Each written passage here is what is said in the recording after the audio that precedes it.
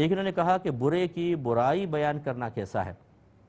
دیکھیں، برے دو طرح کے ہوتے ہیں، ایک اعلانیہ طور پہ برائی کرنے والے، دوسرے ایسے جو چھپ کر برائی کر رہے ہیں لیکن آپ کو پتہ چل گیا۔ جو اعلانیہ طور پہ برائی کر رہا ہے اس کی برائی کا بیان کرنا یہ غیبت نہیں ہوتی۔ نبی کریم صلی اللہ علیہ وسلم نے فرمایا جس نے حیا کا پردہ اپنے چہرے سے ہٹا دیا اس کی کوئی غیبت نہیں ہے، تو وہ تو آپ بیان کر سکتے ہیں۔ یہ جواز یا عدم جواز کی بات کر رہا ہوں، کوئی فضیلت نہیں ہے کہ بیان کریں تو بڑا ثواب ملے گا، بہتر ہے نہ ہی کریں، لیکن کر دیں تو گناہ بھی نہیں۔ دوسرا وہ شخص جو چھپ کر برائی کر رہا ہے اور آپ کو پتہ ہے، اس میں پھر یہ دیکھنا ہوگا کیا اس کی برائی کا اثر مسلمانوں تک پہنچ رہا ہے، لوگ اس کے